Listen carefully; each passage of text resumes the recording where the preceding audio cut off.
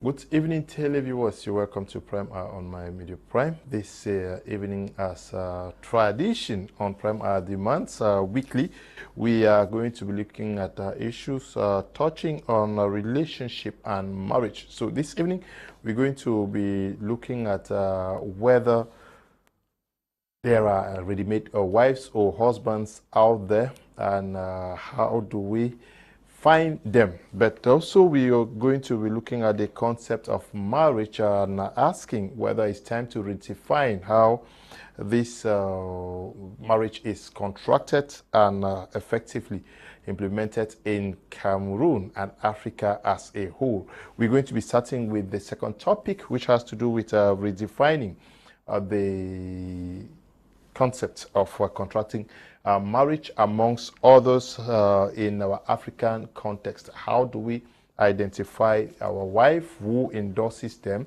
What is the process that is supposed to be followed so that we can have successful marriages? We are discussing this with our panelists who are seated in the house already. Apostle Ambe Valentine is a permanent consultant in the house. He's been away for some time. He was caught up for other impacting responsibilities in Nigeria, Abuja to be precise. We are glad he's back, and good evening, welcome. Yes, Mr. Leo, good evening and welcome to all the viewers of today's program. Good evening, my co-panelists. Special greetings to Elizabeth Ma in Edina, who just celebrated her birthday. And my friends, I'm back to the country and I'm very excited to be on this panel tonight. Shalom to all of you. We are also in the company of Apostle Alfred Esingie. He is an expert in the domain of relationship and marriage. Good evening, Apostle. We're glad to have you. Yeah, good evening, Mr. Leo, and good evening, my fellow panelists. I want to always be here to serve the public, especially when it comes to the issue. With us also, he's been away for a very long time, Mr. Suleman Mohammed. Yes, today we are not talking politics, we're talking about marriage, but we hope that is going to be very constructive. Also sharing with what we are discussing. Suleman is from Kumba, Chieftown of the Ambe Division. He is a fervent militant of the Social Democratic Front. Good evening and welcome. Yeah, thank you, Mr. Leo. Thank you for our fellow listeners outside there. We have gathered again here at the Studio One of Media Prime to brainstorm on some certain issues concerning our community. So you guys should stay put and listen to us. How's Cape Town? No, Cape Town is peaceful, very peaceful. There's a lot of calm. I mean, we have relative peace and calmness in Cape Town now. Things are going on, all activities are booming very well. So at least for now, we can say bravo to Cape Town. Okay, we also in the company of Reverend Tatoh Kenneth, an expert in the domain of what we traditionally discuss on Tuesdays. Good evening, Reverend, and welcome. Thank you very much, Mr. Leo. Good evening to you. Good evening to the apostles and Mr. Suleman. Good evening to our viewers. We are so glad to be on this evening, and we believe that in the course of our sharing this evening, we will all have a great moment, and relationships are going to be beautified after we've shared. We are also going to be listening from Mrs. Asanji Yvette from Bamenda, Northwest Regional Capital, who will be contributing to what is in the pot for consumption this evening. We are starting with you, Apostle Ambe Valentine Angwa. Let's start with looking at how marriage should be contracted from our African perspective. Are you very comfortable with what you see, observe, and hear out there?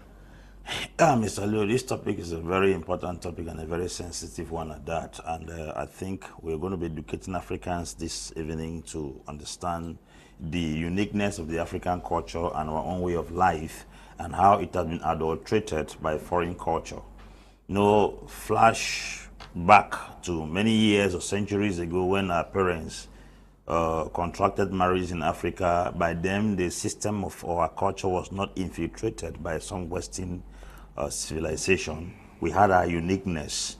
From the best of my understanding, the little research I did was that first and foremost, it was parents that had the oversight on deciding who the son or the daughter has to get married to.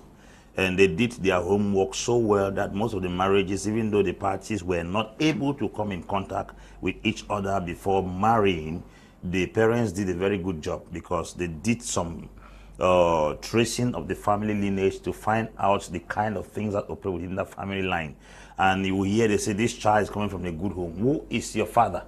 That's the first thing. Who is your mother? We have heard about the mother. They know that if the father is like this and the mother is like this, they will definitely produce seeds after this kind, because every fruit produced after its kind, every tree, sorry, produced after its kind. So that research did a lot of great job, but not like today where there's a lot of infiltration in the culture. There's something like human rights, children freedom, so everybody has a right to select. With our myopic understanding, we carry our emotions, and sometimes this emotion is not even the right judgment on how to ascertain a partner in a relationship, because I used to tell people that in a building there are scaffolders and there are pillars. Emotion is a scaffolder in a relationship, not a pillar. Scaffolder is what we erect a building with. It doesn't last for long. It is the pillar that carries the building for eternity. So most people carry emotion, which is a scaffolder in relationship, to build a whole structure. So since the scaffolder has but a limited time, when the emotions collapse, it's like removing the scaffolder is a pillar that lasts forever. So parents, whom I think were better off, not emotionally driven, had their sense in order, were rational in order to make decisions and do analysis, were in a better position to select a partner, because they didn't go with their emotion, which was a scaffolder. They actually went before those relationships with practical analysis and judgment on both sides to make sure that their child is entering into the right hand. But it's unfortunate today, there's a lot of liberality, there's a lot of freedom, and everybody goes along making choices. And to me, that's the reason why most of the divorces are finished, because why many people are trying to use scaffolders to sustain what pillars are supposed to sustain. So scaffolders, which is a relationship with its emotion, should not be used in building relationship. Now, coming to how we contract marriages in Africa, it has also been infiltrated, because in those days both families met, and at the level of the traditional marriage, everything was settled and partners go away. But unfortunately, this time around, marriage is more of a show, a kind of a prestigious demonstration of worth, rather than two persons coming together to build a destiny. Instead, we look at wedding and other activities put in place, and it is not even a pride that the marriage was wonderful. The marriage can be wonderful, quite, or the wedding can be wonderful, but the marriage is not wonderful.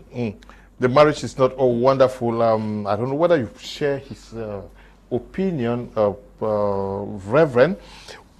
Do you think Africans are doing justice to themselves when we talk of contracting marriages today? Yeah, I think there is something called change, which is just about the most permanent thing. Everything else changes except change. Yeah. And I agree to an extent with Apostle Ambe.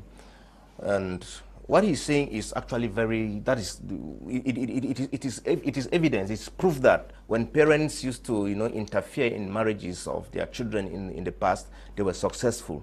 But the times we are living in now, globalization, as time changes, values have changed, perspectives have changed, and many people now are looking at things from the angle of, that individuality.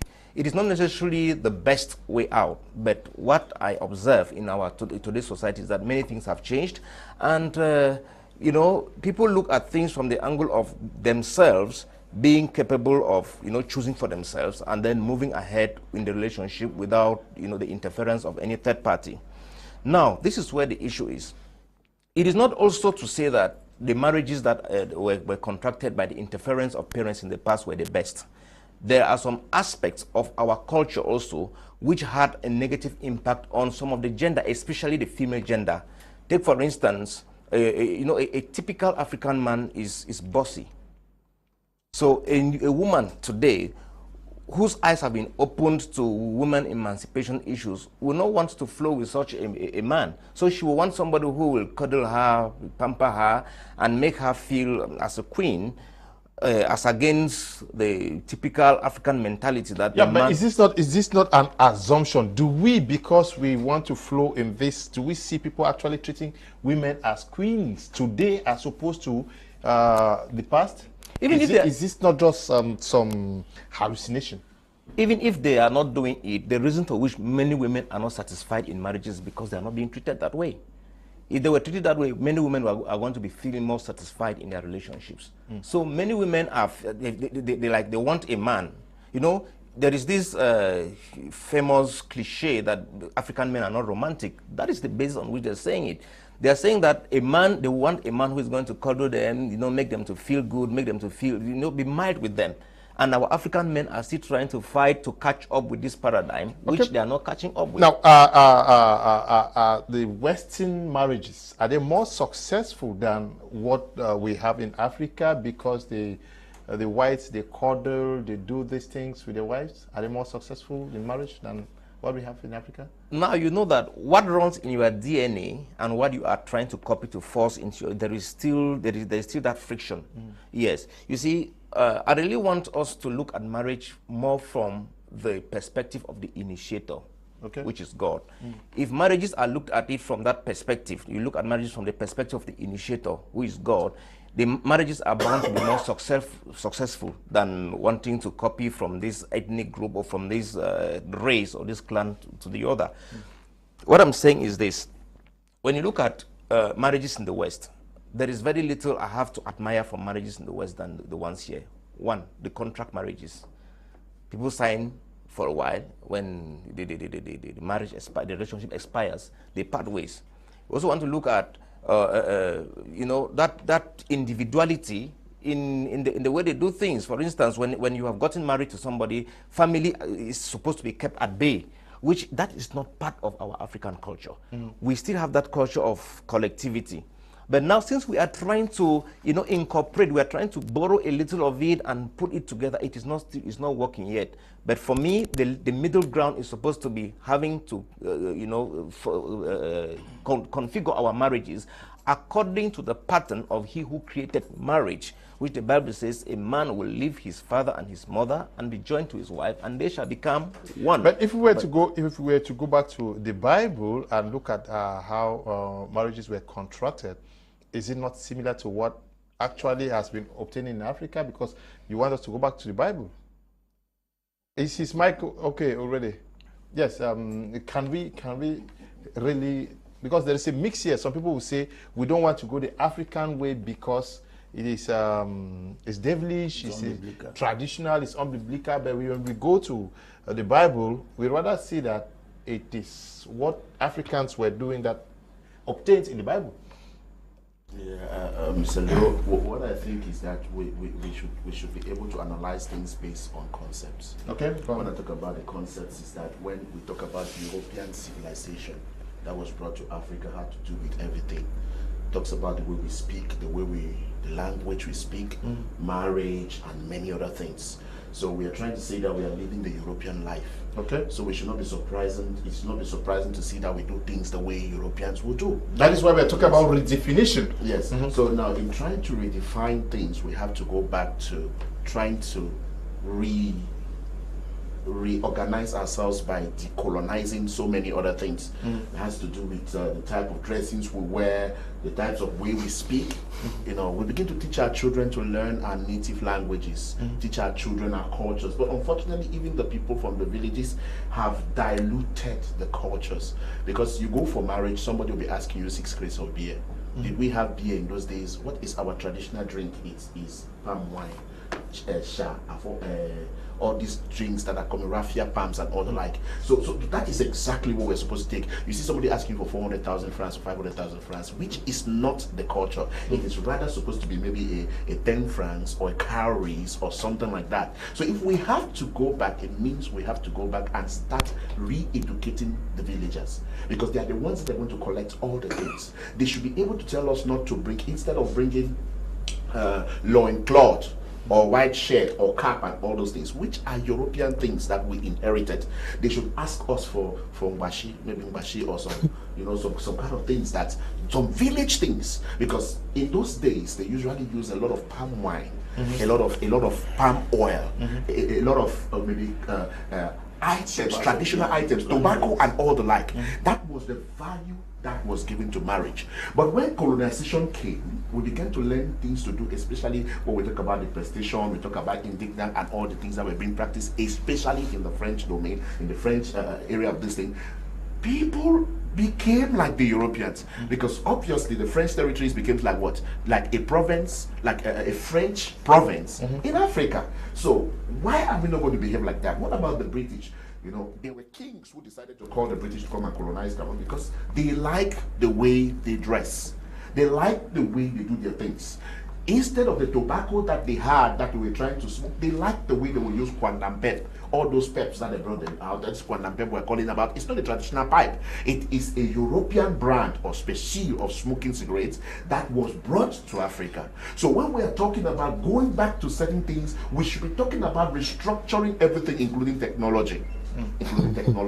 Because technology has to be involved in marriage and every other thing. Because if you want to talk about marriage, people are going out with their phones to snap weddings, you know. People don't want to dress anyhow because they don't want, because normally the woman was supposed to tie loincloth up here and just be up. Simple. Like there are some tribes that, I don't know whether till today they still do it, they will bath you with palm oil. They will rub, you know, that is the Camwood. in Cameroon. It's camwood. They used to rub with camwood. No, I mean palm oil. They bring palm oil, they rub it on your body, the whole of your body. It's like rabbit or something like that. They have that culture that they do that. So if we have to go back to these things, you will see that even the modern day children reject some of these things. So we should be talking about how do we better our ways. That is, take some bit of the white man and take some bit of our own and make it to look modern. Because of course we should know that development, technology, everything is improving, the society is increasing, and so there are some things that were dirty things. Somebody will take wine and drink, then give you to go and give your husband. So how many people have drunk from that same cup? The question you ask yourself is that if we are talking about corona, we are talking about all those diseases and everything, then we talk about going back to this kind of practices. Are we not trying to increase danger in the lives of people? Yeah, but I don't know whether somebody is saying that we should go back to the ancestral way. I think have we not completely forgotten what we ought to be doing and are doing the Western way of doing things in the name of our civilization? Why are we doing almost everything that they are doing and doing nothing, and they are doing nothing from us? What? Is it to say that we are too? What about our school curriculums? Our school curriculums are still carrying everything about the white man. Yeah, but are you saying that we should not rethink of the good things in our culture and see how to uphold them? Yes, Mr. School and introduce it in our school curriculums so that people can start learning from school. Should it not start with this debate that we are holding? Yes, it should start. It should really start. I think we should start something from here to try to sensitize the public to see that they should go back to some values, like we talked about last time, that we should learn to also honor our African fabrics, rather using them rather than some of these white man, some kind of gowns. Yes, we talked about that. So it's allowed. We can talk about how we can structure. But in order to fix something, you have to create a higher system in order to correct it. And how do you correct it? Make something attractive. It's just like our people are arguing every day about the Nigerian movie and the Cameroonian movie and all the like, all those kind of things. The Cameroonian movie should upgrade in order to downplay some kind of things. That's exactly what. Yeah, Mr. Sule, do you understand where we are coming from? Are you very comfortable with the way we are contracting marriages today? No, I have to leave myself within the context of Islam. Islamically, the Quran endorses marriage, and marriage is highly respected in Islam because Islam says if you are not married, if you're an adult, matured person who has not got married, all you are worshiping is half until the day you get married. When you get married, it becomes full. And so therefore, the Quran has prescribed for us the way we are going to marry Islamically. Whether you are Fulani, Hausa, Baba, Banso, Kambe, no. You are going to follow the same pattern of marriage. 4 principal people are involved in Islamic marriages. 4 principal people. The Imam, the representative of the bride, the representative of the bridegroom, and the witnesses, including the diary. They have added the 6th one. You have to bring a medical report of HIV and sickle cell anemia to prove that you are not HIV positive. So what we do is that on Fridays, the imam want to contract a marriage, it will be announced at the mosque or in the mosque, and the representative of the bride will be there, that of the bridegroom will be there, the diary will be there, and the witnesses at the congregation in the mosque. So the representative of the bridegroom will ask the representative of the bride, my name is this. I want to marry your daughter by name this, to hand you over to my son this. Do you accept? He will say yes. They will say it 3 times. He will say yes, yes, yes. Then now the imam will announce the diary. The diary is 50,000, 100,000 and above. The witness in the mosque will say, okay, we have seen the diary and we have seen when the 2 partners were, this man was asking and this man was accepting. So now they produce the certificate, the medical certificate, whether you are HIV positive or negative, all the 2. If they are negative, the marriage is contracted. But in a pure conservative Islamic society, before you get married, there must be background checks for both parties. Okay. This family will check this one will check this one. Are these people, do they stay in marriages? Do they die early? Do they divorce very, very fast? All those background checks are done before finally the agreement is done for the marriage to take place. That's Islamically. That is the background check of marriage. After that, now they go for traditional this thing. And again, that conservative nature in a pure Islamic society, conservative Fulani Hausa society, there's that old people who believe in virginity of the woman. They believe in the virginity of the woman.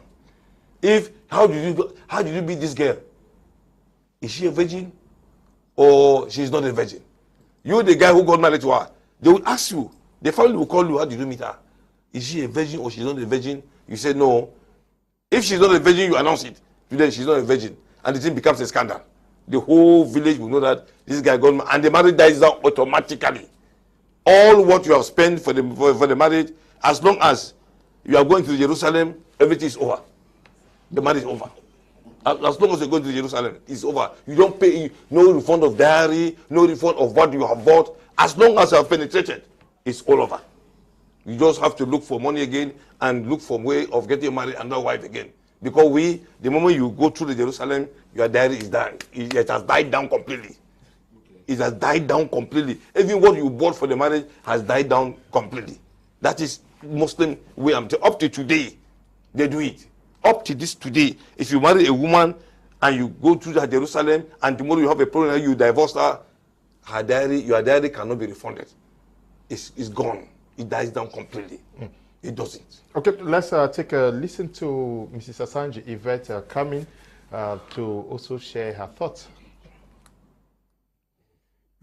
Greetings to you, Mr. Leo. Greetings to the panelists, and hello to our televiewers.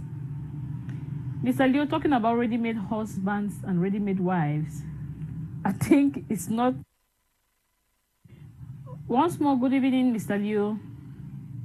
Looking at the second topic on redefining, if we should redefine our African marriage or how our African marriages should be conducted. Mr. Leo, I want to tell you that it's true we have been carried away, we have been swept away with the Western culture. But if you want to really kind of separate how we should completely go back to the roots, how we used to conduct our own marriages, I would like to tell you that I don't think I agree with all of our procedures then. Because if you want to check critically, we cannot really go about marriages today without an aspect, at least an aspect of the white man's culture. For example, let me give you an example. When we talk about marriages in those days, families had a greater say more than the bride and the groom. Yes. But today, we have given opportunity, or, people have grown up to the level where they make their choices.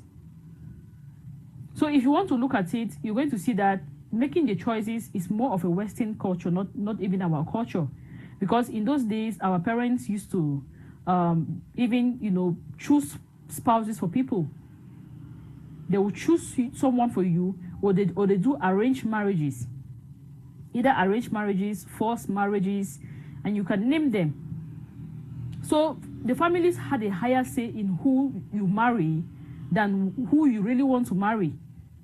So if we really want to completely differentiate or separate the Western culture from the African culture, I think we're going to have some problems somehow. Because in this 21st century, I don't want to believe that my mother or my father could choose a spouse for me to marry.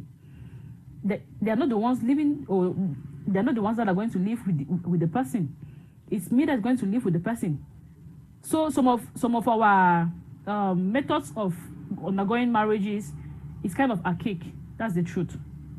But I'm not saying that we should completely go back into our African culture. While we go back into our African culture on how marriages should be done, there are some things that we cannot completely deny from the Western culture. So we must have a blend. I think if we have to redefine it, I will be talking about a blend of the two, picking out the most important and fitting it. Okay, thank you, Mr. Asanji Yvette Apostle and Ambe Valentine Ngwa. Some people are really confused because of religion. Eh? You hear what he just said. Others will hold so strong to what the Papa says according to the Bible. It's true. And would really not have the time to sit back and say, but I am African. What is it that I am engaging into? Does it really reflect who I am? And if I have not been doing so, how do I really do things that should be seen and copied from the world? Because we are talking about globalization. Are we saying that in India they don't respect the way they have been doing things because of globalization? Is globalization only very present in Africa? No, Mr. Leo, I have a few points to correct, or let me say contribute. Okay. Because I'm not correcting anybody. I'm not better than any other person here. First, the thing is we are jumbling up African culture and religion. Okay. When I listened to Mr. Suleman, he brought out Islamic fact as well as cultural facts. Mm-hmm. The findings that parents do about both families is not Islamic, it's cultural. Mm-hmm. It's cultural. The signing of the marriage in a mosque is Islamic. But the finding of the girl's background and the boy's background is cultural. It's an African culture, and that's why I pointed it out here clearly. Mm-hmm. And our parents did that, they were very successful. I have said it and I'm still repeating it. We are not going to roll out completely. I don't see the place of technology in marriage. It has nothing to do with marriage. Palm wine has not disappeared. It's still existing. Palm wine is still in place. And we still give that palm wine for women to go and give to their men as a sign of submission and as a sign of recognition. This is a man I've chosen amongst all the men here. It's a culture. It should be maintained. We still have our fabrics, African fabrics, so that we have improvised on it. We are not wearing bashi anymore, but there's modern day African fabric. What you are wearing is African. What I'm wearing is African. It's an improved version of the bashi. So why don't we wear what we have improvised on? We equally have African sandals that we wear now. We must not wear Italian imported shoes. That is an improved version of the African ancient sandal that existed in Africa many years ago. We are saying that the things that we used in the past, they have not disappeared. They have been improved upon. Let us maintain that particular fabric. They maintain the dressing, maintain the wine that we were using in those days. The dowry, which has come this day, is not something that is strange. There is a tribe in Sudan that you give at least 100 cows or 500 cows to marry a woman. Mm. And when you pay that money, you have to stay for the first 4 years. You don't touch that woman. She doesn't, you touch, you can go to bed with her, but she doesn't walk. It is your junior sister that does everything as a sign of welcoming the woman in the house. That is expensive bride price. The bride price vary with communities. And there are also communities that do not collect bride price. There are communities in Africa that do not collect bride price. They don't take a dime from the person. Now, my problem is those relationships that were built on emotions. I saw the girl, I felt something for her. And the man saw, I felt something for this man. Without any background check. They followed that emotional drive for each other and decided to settle down. You realize that such relationships have not lasted for many years. Rather, the ones we have checked, somebody comes from a background where the father was a divorcee, the mother a divorcee, the uncle a divorcee. We have a preacher who said he has 43 brothers and sisters. and all of them married and remarried.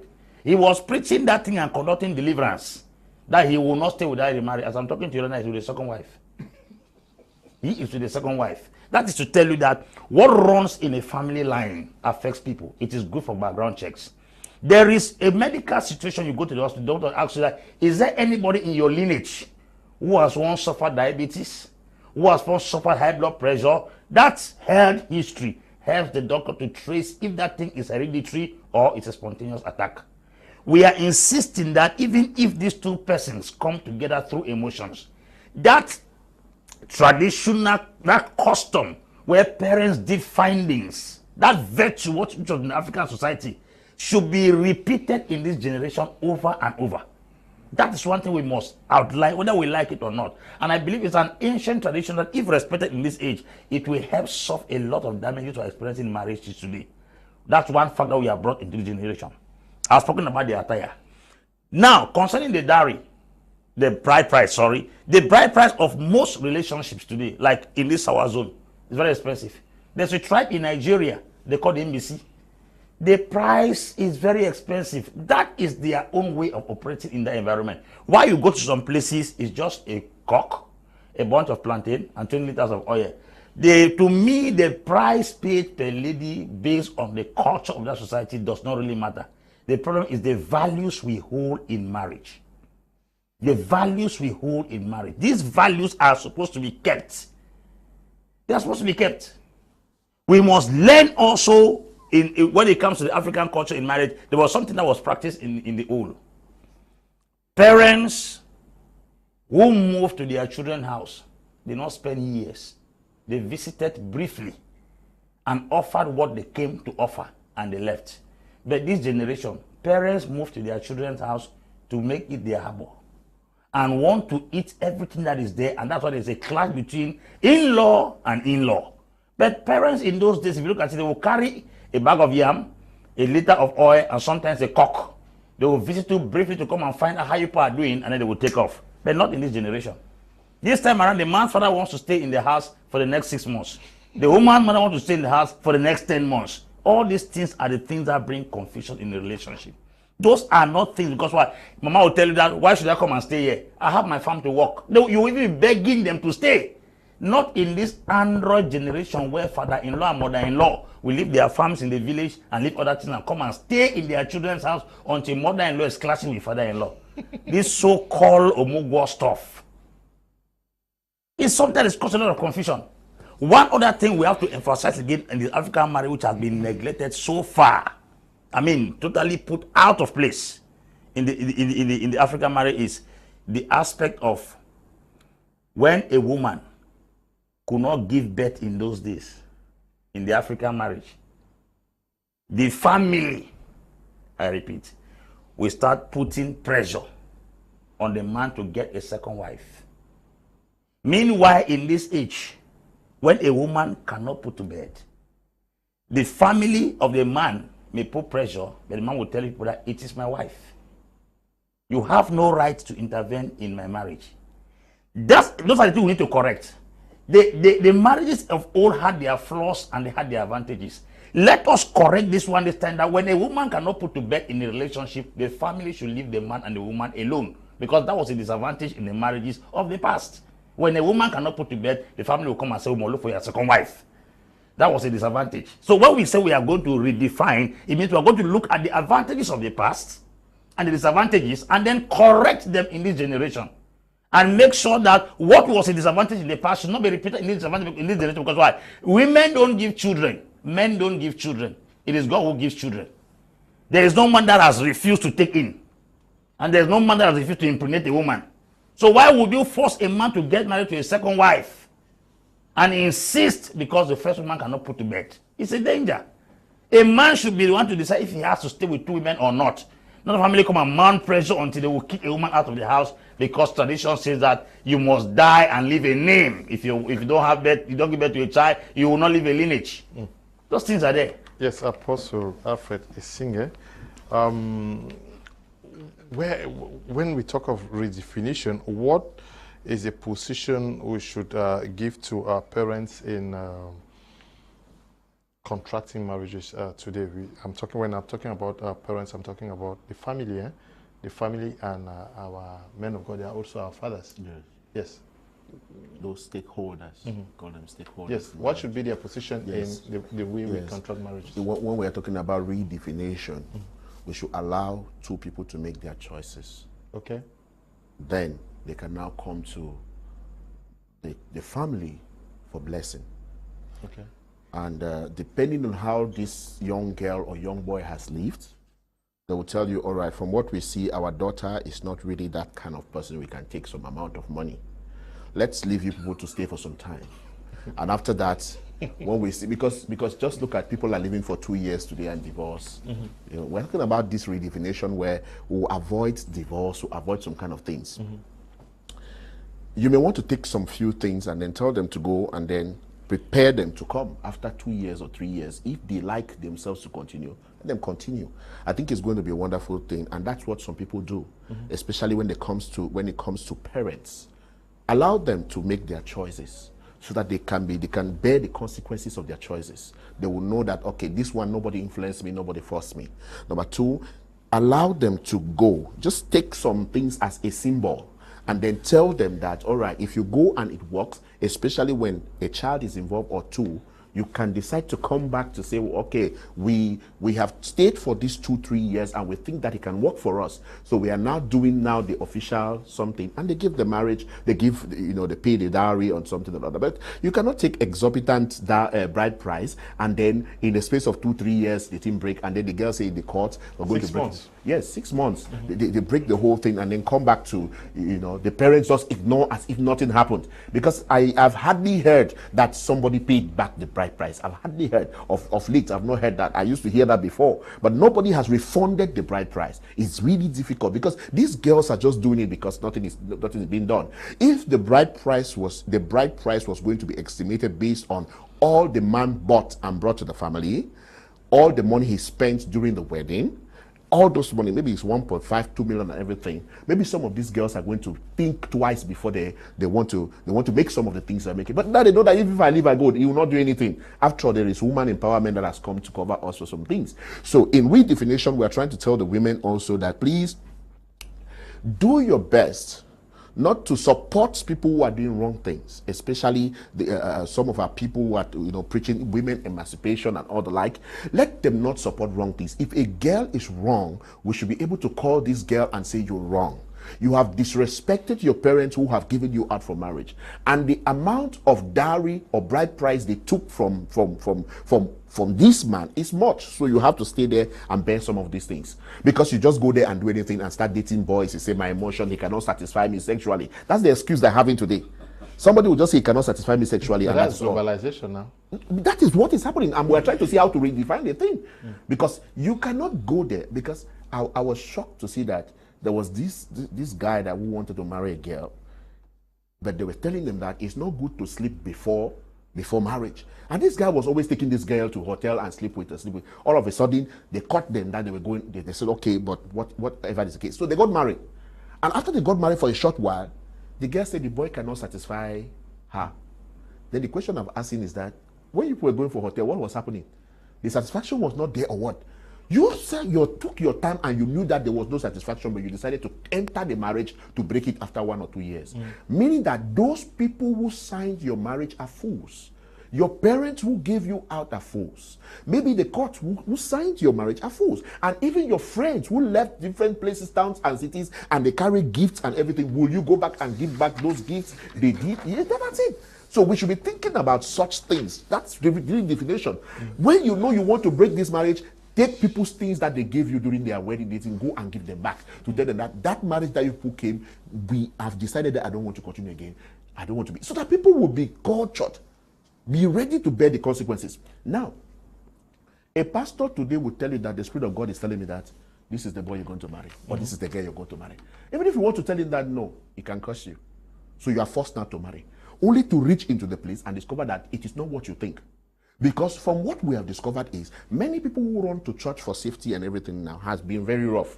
So they know they have a kind of life that they have done before. So when you now marry them in the church, thinking that it's a sister in Christ, maybe singing in the choir, and then you go discover that she is well experienced and even telling you that you are not man enough, what happens?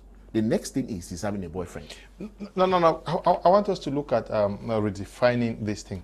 Most marriages today are advised by papas and mommies.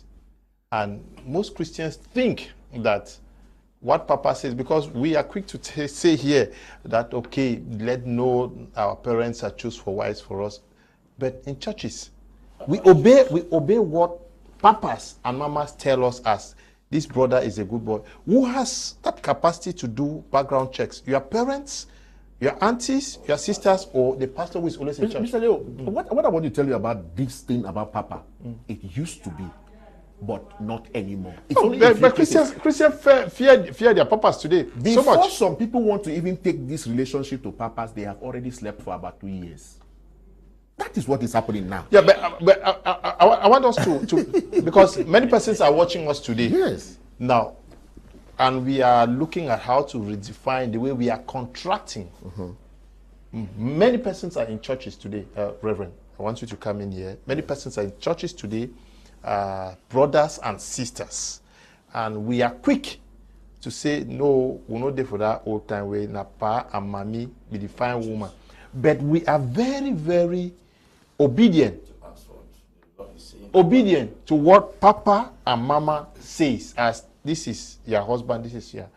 Who has that capacity? Is it your family to do background check for the boy and the girl, or Papa who is in church, who is just observing? Anyway, maybe Holy Spirit also reveals this. Okay, Mr. Leo, I think a Papa or Mama who is there to be pairing men and women is a ministerial dwarf. That person is, in fact, is doing a wrong thing. I have to say it without mentioning words. I believe that when two people are ripe for marriage, the voice of every other person else is supposed to be advisory and not prescriptive. Talk to the person and guide the person that this. Or if there's a recommendation, I say recommendation, you recommend, but let the person have the final voice as to who he or she is going to marry, and you are there just to guide them through the process. Be you biological mama or papa, or spiritual mama or papa. This issue of forcing wives or husbands on people has proven not to help people in society today, because when it goes and gets rough tomorrow, the person will not be taking it as a consequence of his or her choice. He will be taking it as something that was forced through her throat or his throat. So I think the aspect of looking at as to who has the ability to do background checks, every other person else can do it, both the spiritual parents or the biological parents or relatives to say. But let their voice in the relationship be more prescriptive. It's just, more advisory than prescriptive. It's just that some of the cases we see today, some of the boys and girls who are into the relationship, they just get to respect themselves, because you as a mother or a father today, if you want to force through the husband into somebody, so the person will, you may end up become a third person singular in the whole matter. They can tell you off. We have had cases where somebody impregnated another one's daughter. They take them to the police station, and the lady tells them there, in fact, that the parents should go away. She prefers the boy. So what I'm saying in essence is that what we need more is a change of mindset. Background checks in the past. Are we saying that there were no divorces in the past? There were. There were divorces. It's just that the rate now is more than in the past. We have people who left their marital homes in the past. So the background checks are there, very important. In fact, they are recommended. In fact, they are indispensable. Very, very important. But people change also over time. There are people who became, demons along the line. I want to put it in quotes. But yesterday, they were very good. And for one reason or the other, they changed the way they changed the way they behave because of maybe peer pressure, maybe they became rich, because, as we've often said, that what reveals the true character of somebody is when fame has come, money has come, and what have you. There are people who have been humbled by their situations, by poverty and other things, and before they get married, they are behaving as if they are a dove, as if they cannot smash an ant and the ant dies. But now, and along the line, the person becomes rich and changes completely from the sheep he was to a wolf. Would they say there were no background checks? There were. But over time, there has been change. So if we can have a context within which we have a balance in our thinking, the mindset, it will help much. When you look at the way marriages were contracted in those days also, there are people who would not believe, especially people who are traditionalists, they won't agree with what I'm saying now. There are some practices which are, in fact, they incorporated or they involved spiritism. I remember I'd gone I went to Moyoka for a traditional marriage of someone, a close person to me. And in the course of us sitting and discussing, the man, the father of the lady, he took a bottle of whiskey. When I was chanting incantation, I told him, pray. This is what you are not getting the pray. Because some of those things, when spiritism entered into the whole thing, you don't know what is placed on you. So those are some of the aspects, as Pastor Ambe was saying, there are some of the aspects of our marriages, yes, which are not good. Doing incantation, you ask him to pray in tongues? To pray, not to pray. If he felt as praying in tongues, it was going to be up to him. But let him pray, because the person also was speaking in tongues. There was a language he was not understanding. Okay. And then, please, just a minute. The way Apostle Esingie sound is like the burden of divorce or the burden of marital stress lies on the women. Not absolutely. Men have their own flaws, while women have their own. There are men also who have pushed women in the course of time to begin to act in unseeming ways of which they would have been good wives. But the way the man will come across, the way the man will place pressure on them, will have led to some women, good wives for that matter, to begin to behave in a way they wouldn't have behaved so if they were well catered for. Okay?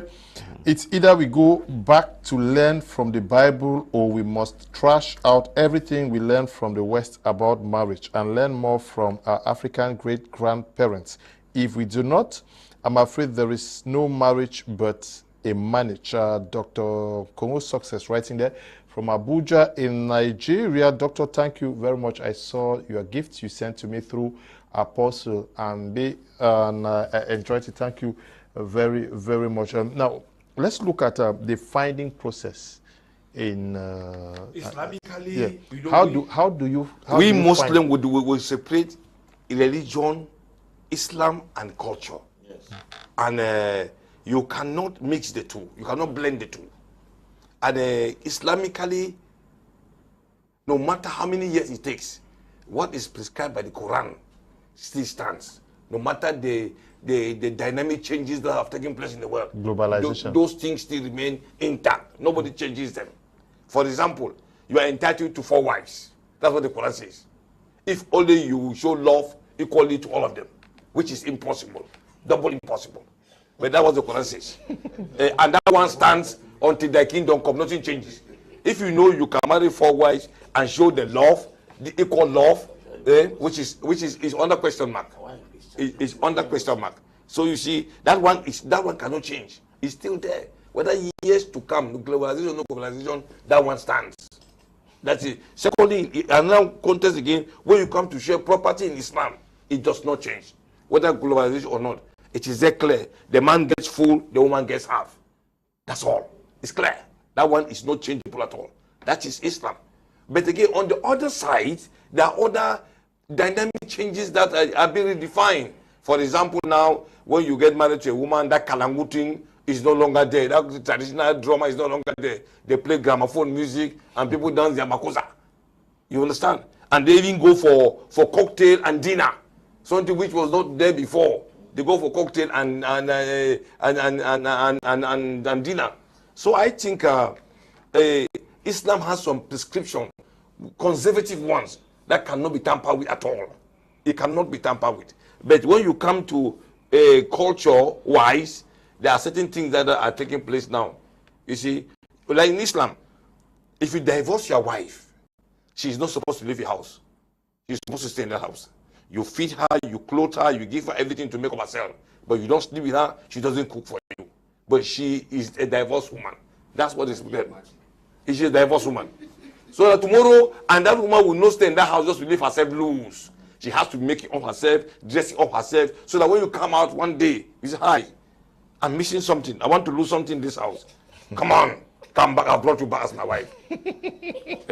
Because you are supposed to, you see, Islamically, you are supposed to divorce your wife 3 times.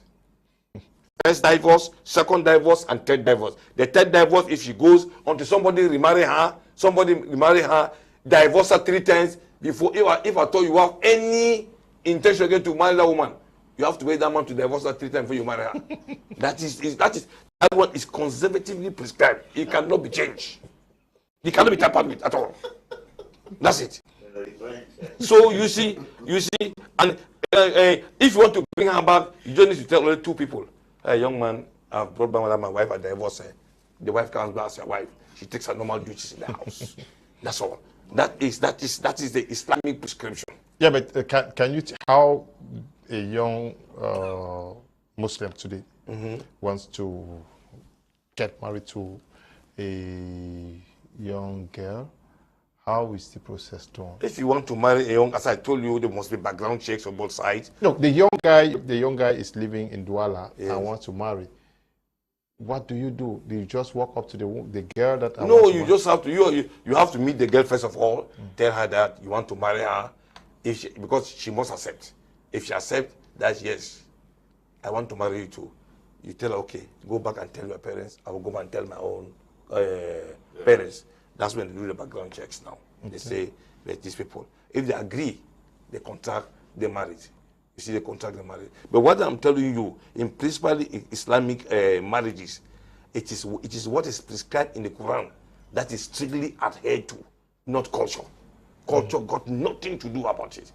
That's what all these dynamic changes that is taking place in the way of globalization, it got nothing with what is prescribed in the Quran. You just have to toe the line. You have to respect what the Quran says and you do it. So Quran just disqualified culture?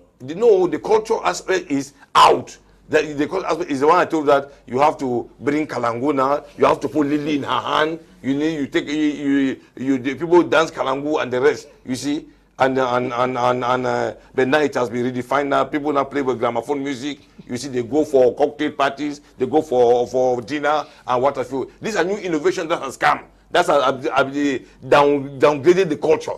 The culture is no longer existing. Now Western cultures have come in now, and now even they go in for signing of marriages, something which was unknown in the Hausa Fulani culture. But today now, a girl will tell you that because she wants to protect herself, because in Islam, you have the highest rate of divorce. In Islamic religion, in Islam, you have the highest rate of divorce. So what they do is that the girls, in order to protect their marriage, they will tell you, man, we have to go and sign, either at the council or the court, to protect my marriage. If you want it. I ask you a question on that line, because you say you just take the woman back. What if you had already divorced in the court? You just go and take the woman back. No, when you divorce in the court, it's final.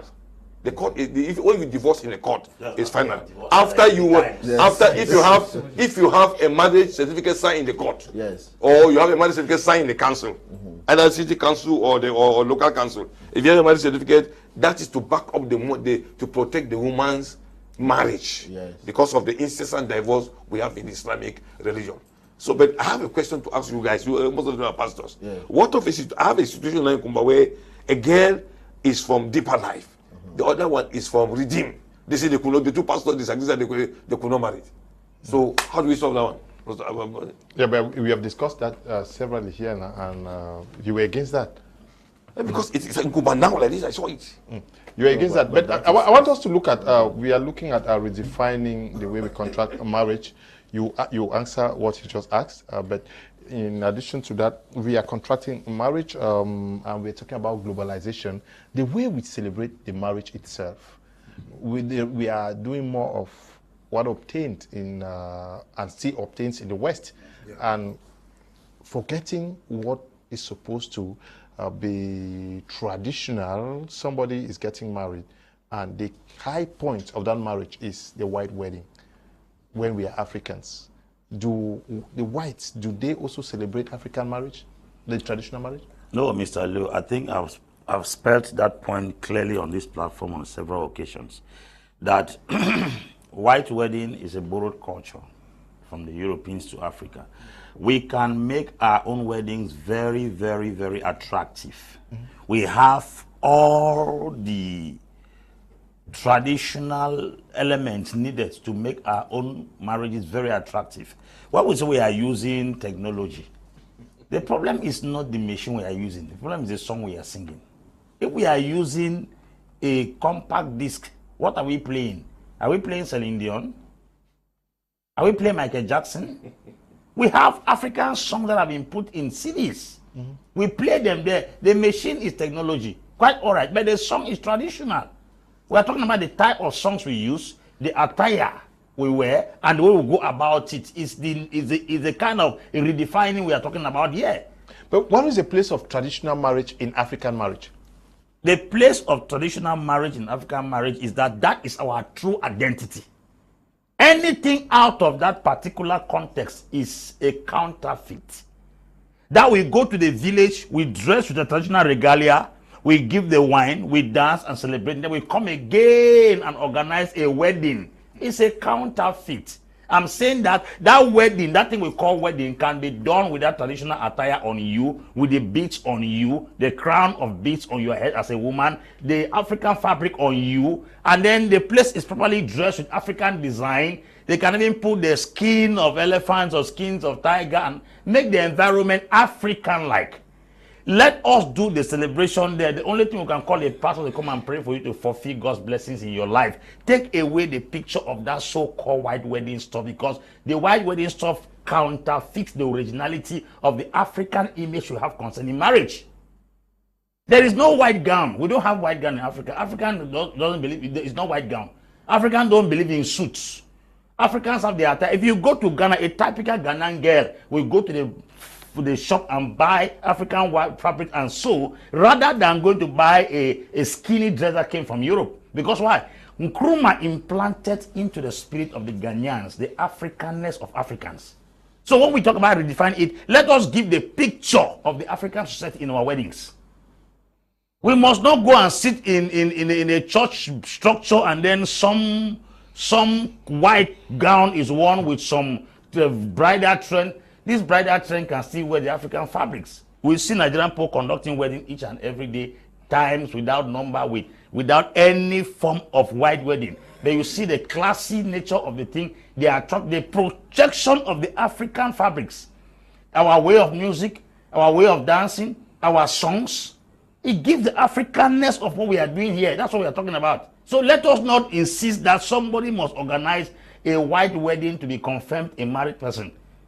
A pastor can come to that same place where we are doing that wedding in that traditional, with that African format, and still do the blessing there. We don't rule the fact that pastors should not bless weddings. It's a very fundamental aspect, because the place of God is important. The white wedding is not church wedding. White wedding is not church wedding. White wedding is European culture done in church. The church is a location where the culture is displayed. But the white wedding is not church wedding. It's not called church wedding. So why don't we dress in that African attire also and dance in church and the pastor blesses it there? Why? Why shouldn't I wear my togo? And a woman wears the Bamenda clothes. We come on a Sunday morning. We sing praises to God. Pastor preaches and bless us in that togo. Must I wear a white suit and my wife wear a white gown? White wedding is not church wedding. That's what I'm talking. Yeah, but I have something to say here. Apostle Ambe, I support white wedding. I support white wedding. Because, because the Muslim white wedding. Because it makes the marriage become glamorous. I'm asking you that. It becomes the marriage become glamorous. Mr. Suleman. No, let me land. Let me land. The Muslim do white wedding. Wait, why not? They go for parties. They go for parties. They go for parties. So me, I support white wedding because it makes the marriage glamorous. It makes the marriage popular and acceptable to the public. Because when they go for white wedding, you see, there is people are invited. They come for white wedding. Do you get what I'm saying? Let me land first. No, you didn't get. Let me land. What I intercepted me. Let me clarify you. What we are talking here, yes. It is public wedding, but not white wedding. No, let me tell you something. You see, white wedding can still be attached as public wedding. No. Because let me land first. Because when people come, they assess that this woman is married. the marriage becomes popular, acceptable. And there's dancing, there's give gifts, they give. I mean, what are you saying about? So I think white wedding, according to I accept white wedding. So I'm not against it. I'm not against it. I accept it. Yes. Okay. Yes. But there is this issue. He's Apostle Ambe. We are looking at redefining how to contract marriages as Africans. And Apostle is raising the issue where some people think that white wedding is church wedding. Yes, some people think that white wedding is church wedding. How do we understand this? And what he's raising, that white wedding is very important because it exposes the couple to the world. Why don't we do all of that within the traditional wedding setting? So from every indication, I'm seeing that we are trying to say we should eradicate maybe the white clothes, but there should be African clothes. Yes. So for me, I don't see the difference now. It's the same. I want us to eradicate. That's not what I'm saying. That's not what I'm saying. I'm saying that about the concept that is being raised about the white wedding and church wedding. We're talking about the white and the church wedding. Yes. Now, the church wedding is what people call white wedding. It is people who call it. The society calls it. Because there is nothing like white wedding per se. It is people who give names to certain things and they become normal. It's church wedding. Because most of those things, they wear the white clothes to go to church. After church, what we should be talking about is the after party of a white wedding. We should not have it. Maybe like that. Or we want to see that in order to transfer the African culture, the African culture, and bring it back to our day, we make that dressing that the lady is supposed to wear, we make it cultural. That's what, yes, we are selling the culture. That's another thing. It's another concept. But I want to tell you something. White wedding came under Christianity. It did not come on its own. It's a Christian practice. It's the Catholic Church that embraced that particular practice. And a lot of women were getting married. It became a prestige. People like to get married because of that. They want to appear beautiful. They want to appear nice during that day. And you know, marriage is full of ecstasy. It's full of beauty. It should be a beautiful thing because it's a woman. Women are made up of beauty. Women are made up of beauty. That's why you see, like even the Muslims and all, like they have those, they are beautiful things they apply. According to them, they're applying beauty. If you see those nice dresses they wear, very beautiful. So I think that the church embraced that, and we are calling it white wedding today. So in essence, we cannot separate white wedding from church wedding because it is the white wedding that is done in the church. So when we talk about extravagant spending and maybe introducing maybe white practices during our weddings, rather we should now use our African culture. We should use our African way of life. That one is accepted because I think that most of our African ways of life were wonderful ways. It's just that some people add evil to it. Some people add diabolism in it. Some people added some things that were not good. But if we could take out all those kind of things, because today people are seeing a small statue. They say, nah, Juju. Say it's Juju. It's Juju. But those statues are beauty. The white people craved for it. These artifacts and all the like. People even came right from Europe and stole these things here, those statues here, because they loved it and they liked it. But how come we are rejecting it today in the name of Najuju? Spirits don't enter that thing. And as the white man, I tell you that thing. Say spirit, it don't enter for that thing, and it is that idol that is there that the spirit has entered. It is true, some people have taken that and use it like idols and worship them. But is it that there are no natural carvings that somebody can admire and decorate the environment during a marriage occasion? You decorate your environment with animals, beautiful carved animals, calabash, and all the like. I saw my younger brother in Kum. He was doing his wedding, and the whole environment was decorated with calabash, with nice corn, granules, all those things that were in there. And they held fufu, but on their hand. Fufu, then they give them small soup, small jama. They put it on top of the fufu. Then they chop the fufu, chop. When they come and take that, you know, it had some zest. And one of my other sisters who left Nigeria and came for that marriage, you know, she's class, she likes to be. But I was seeing her also holding the fufu, and she was enjoying the fact that it was there. And then they had the process of carrying wood. Everybody that came for that marriage, from the side of the boy, you must carry firewood. If you're a girl, you must carry firewood and bring along. So that they will say that this is the firewood they are going to cook for the whole of that time that they get married. So I think these good things, we should emulate these good things. We should bring them back, these good things. But let us take away the bad things, especially the extravagant spendings, the excess drinking. Today they will go and take the bazaris will come and then put that their this thing, pression, and then people will drink and drink and drink and drink. If you don't drink, yes, they'll see you're poor. So why not drink moderately? Why not do things nicely? And let that particular occasion be more of an advice. Let friends come and be talking to their friends, giving advice, chanting. Other ones who are married, they should come and give their experiences in marriage. But now they don't even give space for those kind of things. That space, they will not get time now dancing, this ballet, this one, this church, this. And then finally they go back in the house, they start fighting that same week. So we are trying to eradicate these things.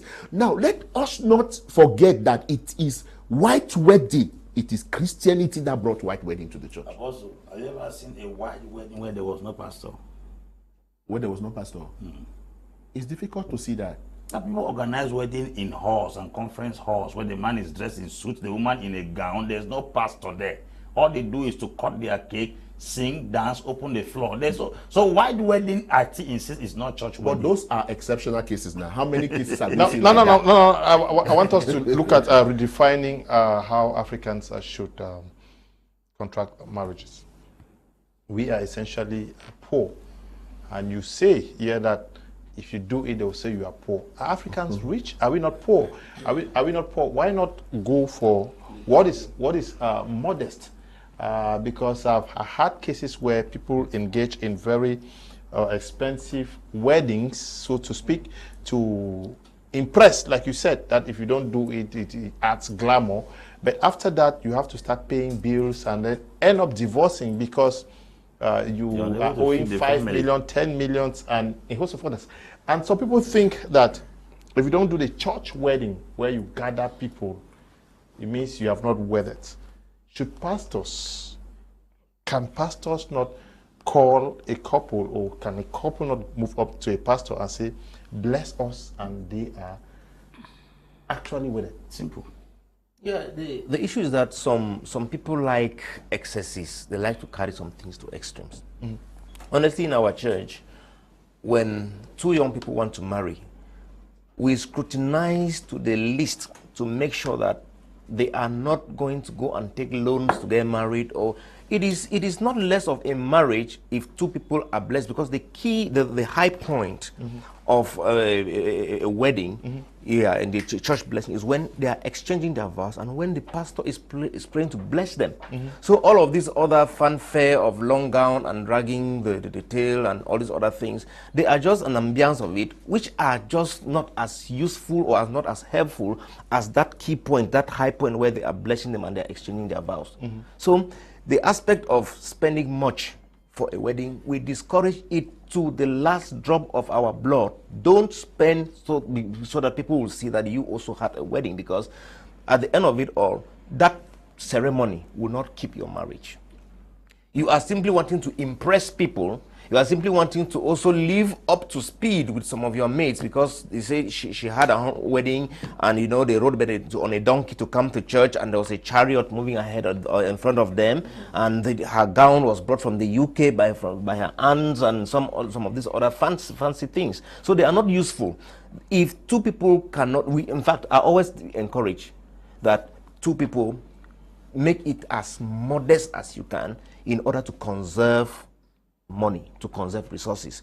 When you finally get married, the people who came and ate, drank, and made all of the noise and euphoria, they will go, and it's the two of you who will face with reality as to your rent, as to your medical bills, as to your clothing, as to building your future. It's the two of you who will be left with it.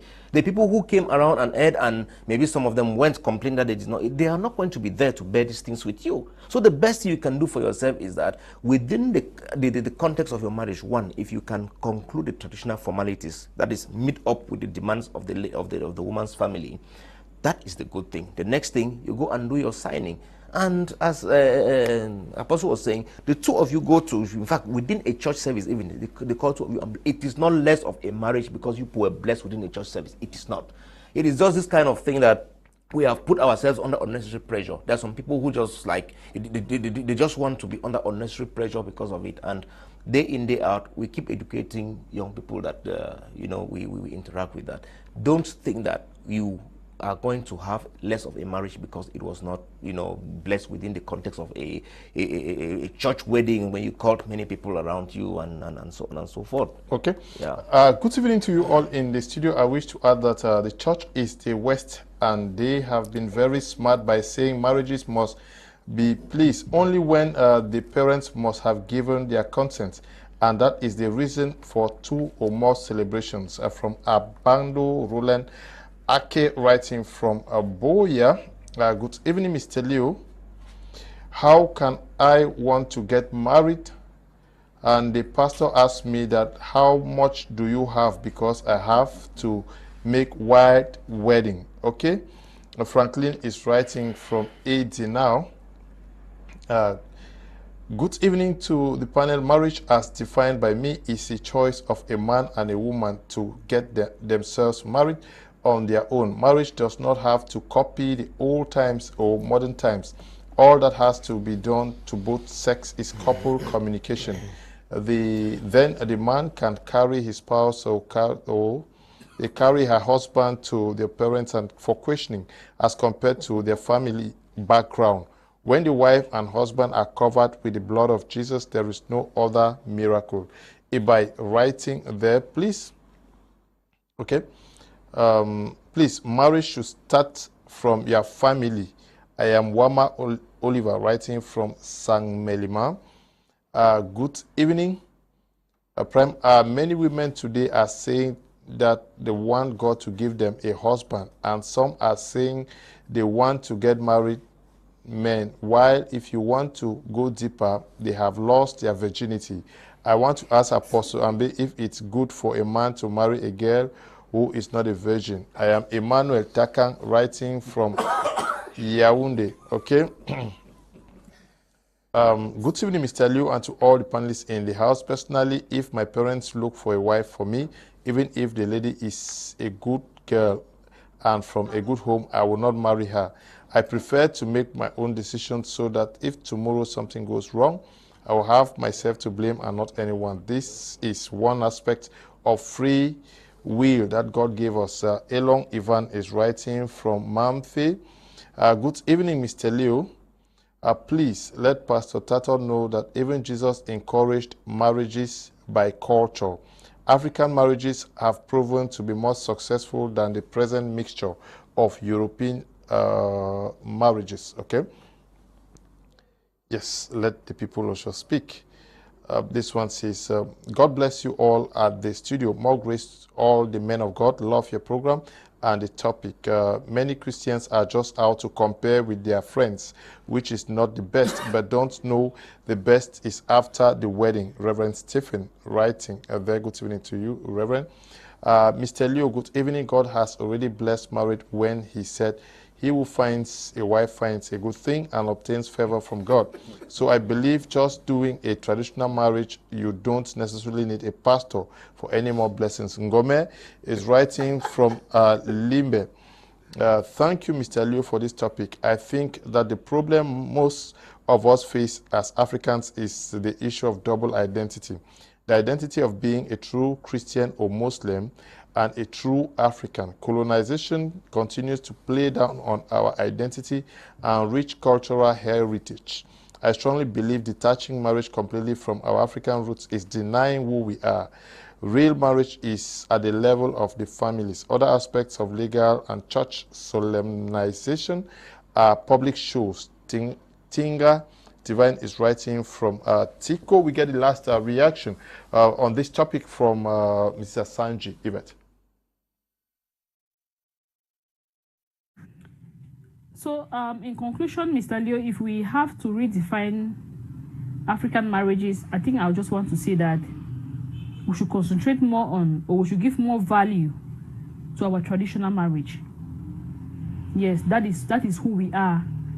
That is our culture. Because right now people value the white wedding. People value the white wedding more than they do for the traditional marriage. And in Cameroon, for example, we have the law recognizes 3 marriages. We have the traditional, which is the customary marriage. We have the civil status registry. We equally have the religious part of it, which is the church wedding.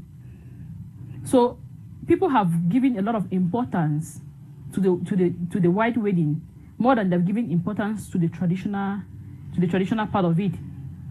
I think you can see that sometimes if you go for traditional marriages, you might barely have what to bite. But if you have to go for a wedding, you might have more than enough to eat, and sometimes they even have leftovers. Meaning that people, keep huge sum of money for the wedding, and then look at the traditional marriage like it's nothing.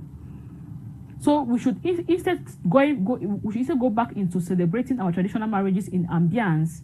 If we have to redefine anything, we should talk about spending that huge amount of money if you have to, because we equally discourage people spending huge amounts of money for weddings or for celebrations, when after that they're going to go back and not have what to eat.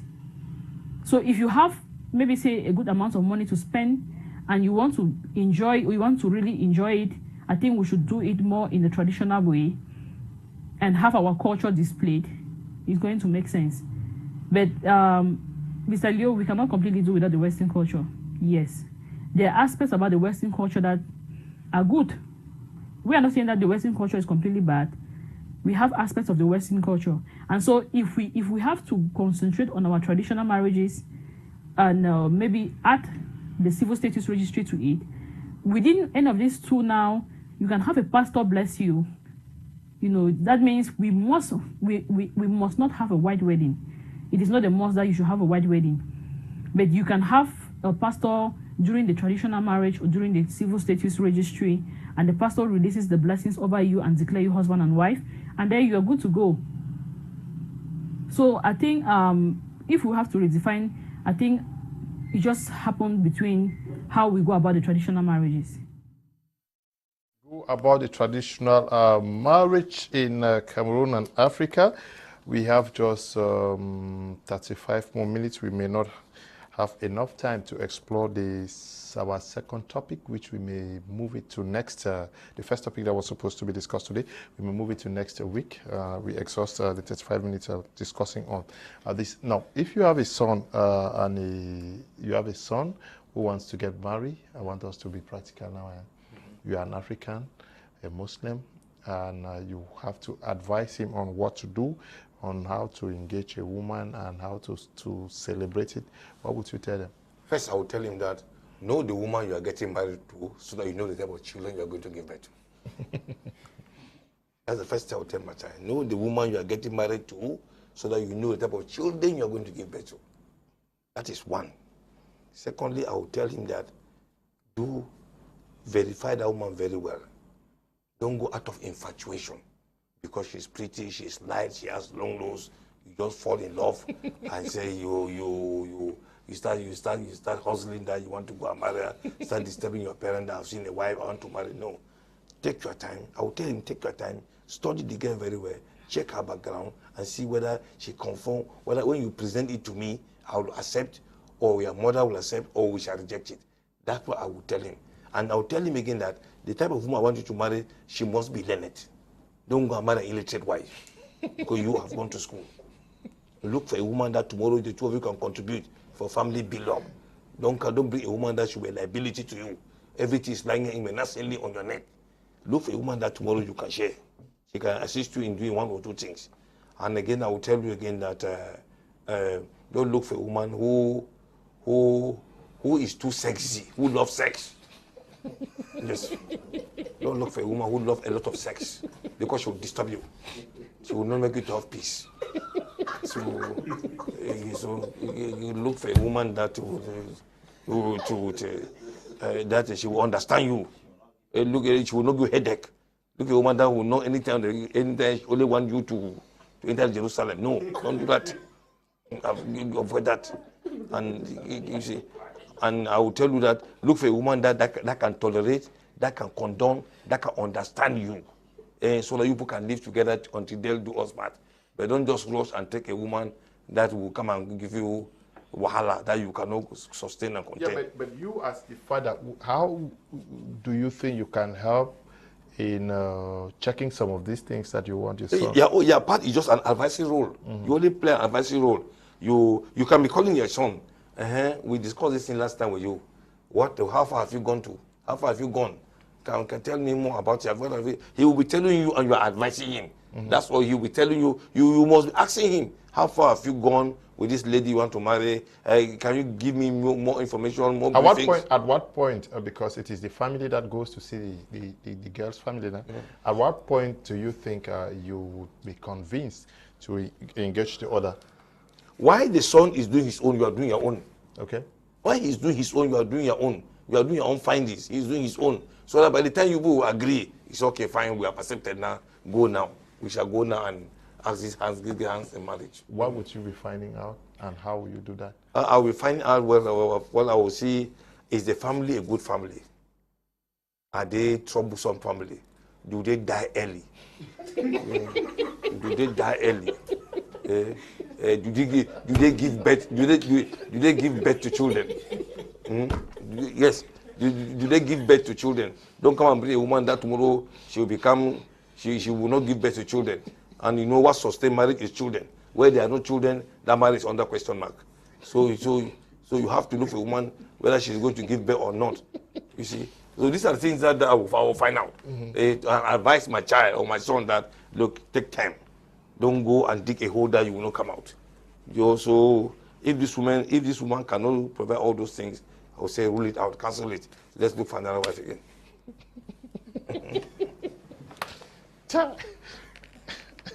Unfortunately, okay, you are a parent, and certainly your sons and daughters are getting married. And as an African man, how would you prepare your child for marriage and effectively see into it that he or she gets into their matrimonial home? The first thing is that I will start by teaching, if it's my daughter who is getting married, I will teach her the role of a woman in marriage. Okay. Because most women sometimes enter into marriage without understanding their role. And anybody you give a job with that job description definitely will give you a wrong result. And most people sometimes they get married because they think that marriage is something that is acceptable by the society and it's a place to satisfy yourself sexually. And they get married with such a myopic mindset. And when they enter, they realize that it's an institution that you needed more to know in order to enter. I said here once that you can be ready for marriage, but you are not prepared for marriage. Ready means you have developed all the secondary sexual characteristics and you are matured enough age-wise, and you are not prepared, because being prepared means you have a proper understanding of the institution and know why you are entering into it. You can be financially independent, you are ready, but you are not prepared. You can be physically, you have attained the age of marriage, you are ready, but you are not prepared.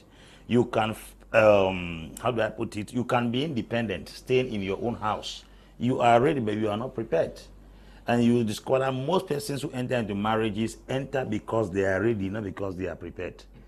Preparation has to do with a profound understanding through materials, through counsel from more experienced people, and also observing, because there's a lot of observation. The Bible says that Elisha watched Elijah split the Jordan into two with his mantle, and then when they crossed, he picked the same mantle and split the Jordan, and then they came back. It's called the law of observation. Anybody that wants to succeed in marriage has to sit down and observe how couples live. Number two, go through materials of those who have succeeded in marriage, as well as meet counselors.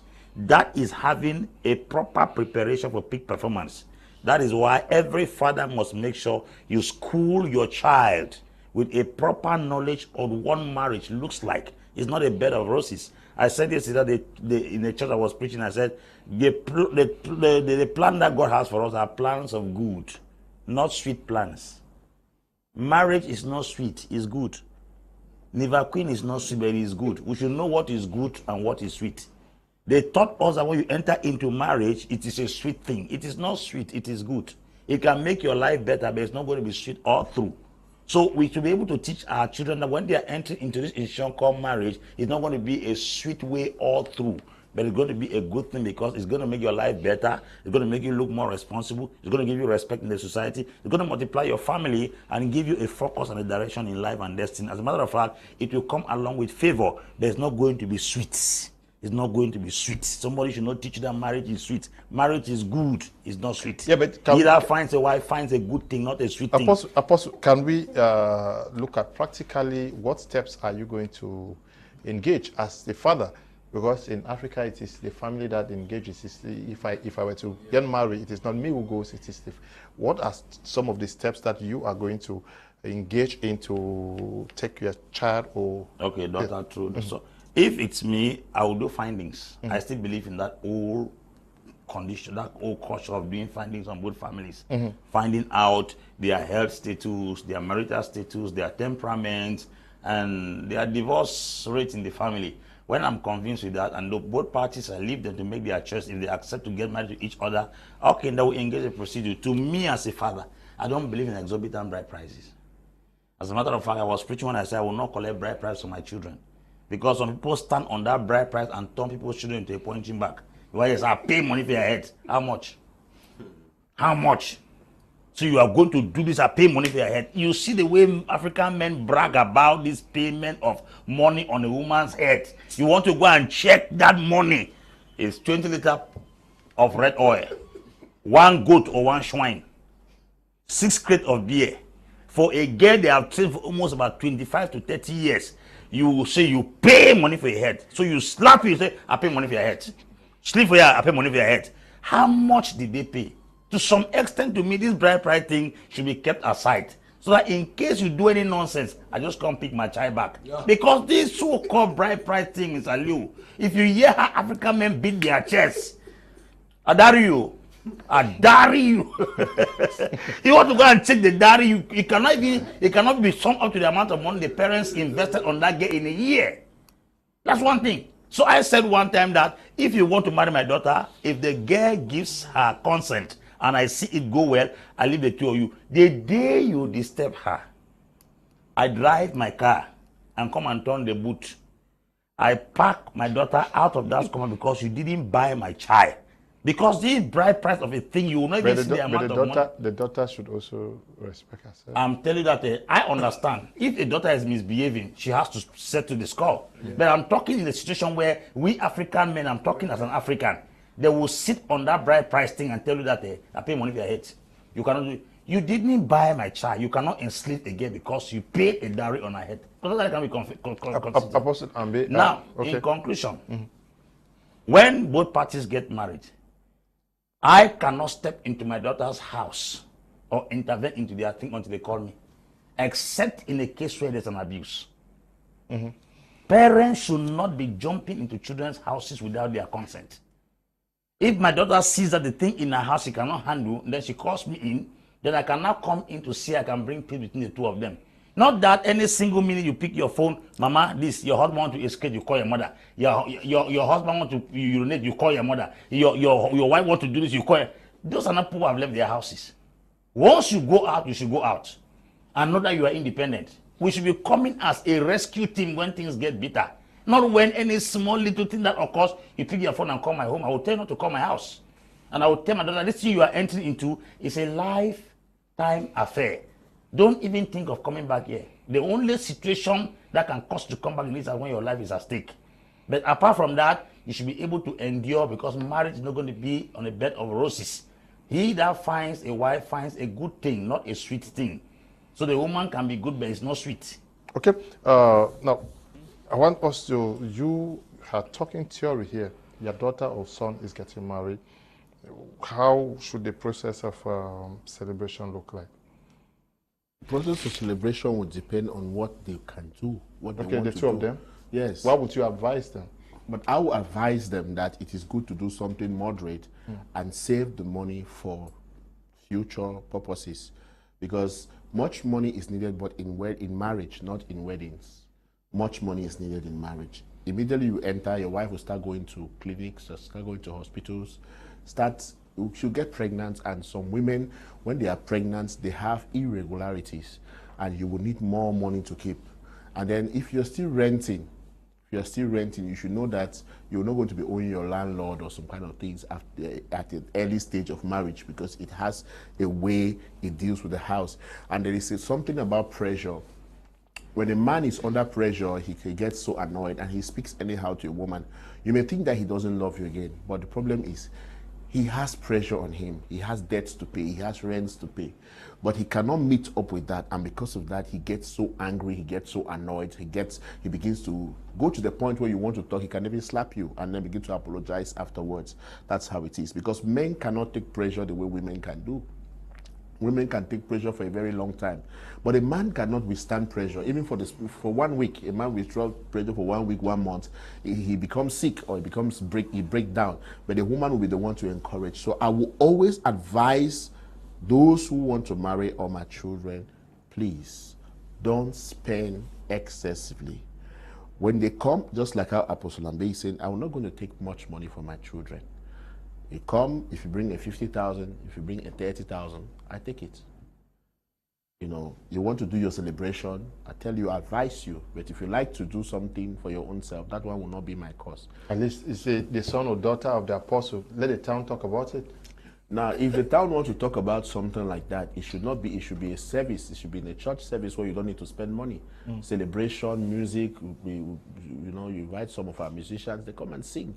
And we celebrate and then cook food for the church to eat. And maybe neighbors. That's a wonderful thing. That's a social life. Apostle, I want us to be really practical. Like I said, you are a man of God. Yes. Your daughter wants to marry somebody from a different church, or your son falls in love with not a sister that you have sent by the Spirit in your church, but some other church.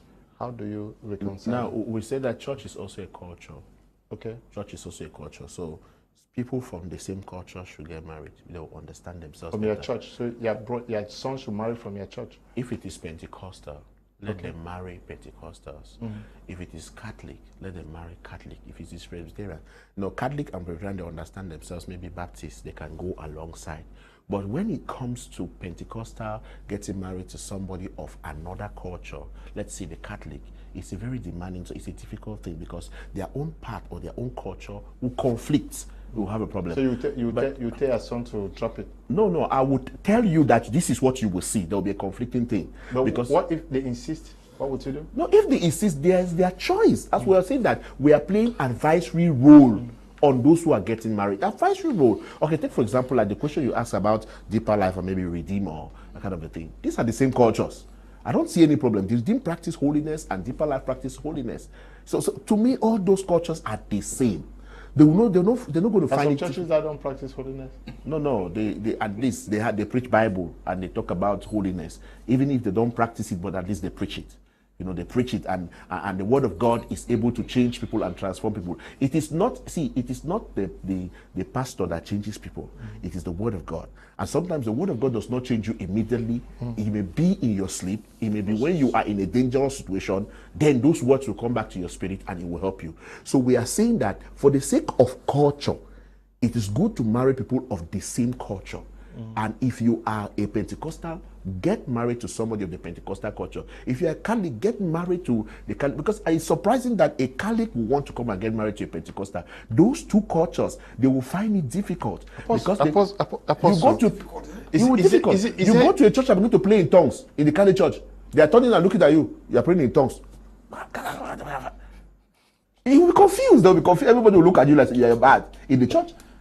And then you come to the Pentecostal church as a Catholic, and they want to pray. They say, "Let's pray." You say, everybody will be looking at you as if it's a what kind of person is this? Or you begin to say Holy Mary, that kind of a thing. So there will be cultural conflict, especially when it comes to these things. So that's why we advise people that get married to people of the same culture, so that you will not have those kind of problems tomorrow. Because, okay, like now, if a Christian wants to get married to a Muslim, the cultures are two different things. You have just said no. No, but there are conditions. Okay, there are conditions for your own. What is the condition? If you come as a Christian, you want to marry my sister a Muslim, you must become a Muslim. Okay, are you seeing now? That's You the must become a culture. Muslim. You must become a Muslim. But my boss is a Christian who is married to a Muslim. That one I said. That one, I don't want to comment. No, that may not be a typical Muslim. It may just be from a Muslim family that maybe grew up in Islamically as prescribed in the Quran. In the house, the wife prays following the Muslim. Listen, she prays completely differently, and the husband is Abraham Egbe. Sure, he got married to a Muslim when he was SDO in womb. And how does it end? Are you saying that when a Muslim marries a Muslim, they don't divorce? You are the one who's just No, said what that I'm telling you is that you have asked me a question. I've asked a question. For a Christian to marry a Muslim, that Christian must become a Muslim. If not, there will be culture conflict. That is a standard prescribed rule. But if there is any other magu behind that took place, that the two of them got married, I don't know me that one. Okay.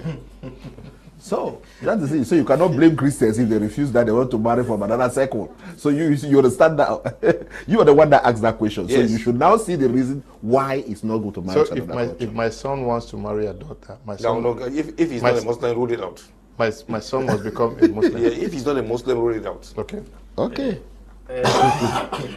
I think this particular aspect, this particular thing we're talking about, it has a few ramifications we must consider.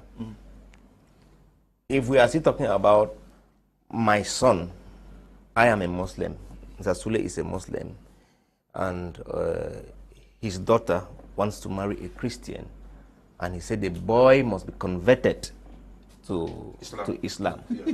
Then there's a fundamental problem. A fundamental problem in terms of what we're talking about, giving a leverage on the independence and the independence that the two people are gaining. Yes. So this aspect of somebody forcefully must be converted is very tactical. It means at times the happiness of your child, of your daughter, for instance, is not at the center of your priorities. What if she will get married to that Christian and will live happily ever after? And you are constraining that she must the man must convert into Islam, or she must get married to a Muslim. Now, this is what I'm saying. When you look at, I said this at the first time I spoke. When you look at the architecture of marriage, God, who is the initiator of marriage, said a man has, or a woman enters the life of a man to be a helper, a suitable helper. You can't want to marry me as a man. Let's say I attend Redeemed Christian Church of God, and you attend Presbyterian as a woman, and you are imposing that I must leave the church. And yes, the principal formula is normally supposed to be that the woman moves to the man, except in isolated cases where there are some aspects which may not be convenient in terms of their development, their spiritual development thereafter. So if it is that there is all factors, all parameters are in place for them to be able to develop thereafter, the woman is normally supposed to leave and follow the man. Then to speak a little about what the two apostles said concerning bride price, there's a little complication too in this our African context. There are cases where during the bride price, the girl's father has no voice, because it is the uncles, the brothers, the man's brothers are the ones who are seated there and are making demand after demand. In that case, you must be very tactical and strategic in order not to put your daughter's marriage at stake and even your own life at stake. Because for instance, at the times they will say, you came and ate for our own daughters, and today you don't want us to eat on So those are cases you must be very tactical about and see the orientation you're supposed to make and the advocacy you bring to the table in order not to make things to be complicated. If not, within the framework of that bride price, for some few hundreds of thousands, you can spoil some things that you will need a lifetime for the things to be rectified, or they will never even be rectified, because they give this bride price a kind of connotation. They make it to appear for such a serious thing that in some families they say there is a particular bag. When they collect, they keep in that bag, and they cannot remove it from there to buy, another woman, all those kind of things. So you must be very tactical in approaching it. If not, you can spoil many things by wanting to constrain. But honestly, that is actually what I also want to desire, that somebody should not come to marry my daughter and we have the issue of bride price and they're dragging the boy and, you know, placing demands on the family. By the way, how much can live by an individual? A human being cannot be bought for an amount of money, however big the money is. So essentially, I want to say that when our mindsets are transformed and we are less selfish, we are objective, many things are handled by default.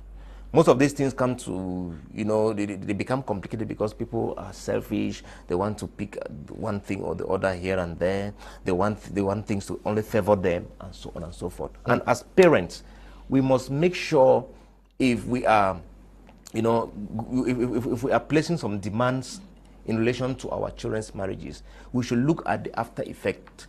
Don't fix one thing and spoil three after. Okay. Yeah. Good evening, dear panelists. I am Shalom, writing from Baba 1. Must we vow during marriages? Yes. We must take vows. Take vows during marriages. It's a commitment. Okay. You commit to the other partner. I hope. There's nothing in the Bible about vows that people make during weddings, marriages. People, they just cover your face. You can't get a woman. You can't go. Yeah, but there is nothing like church wedding in the Bible also. No, but I'm talking about cultural wedding. In the Bible, it's mostly cultural. There was no vow.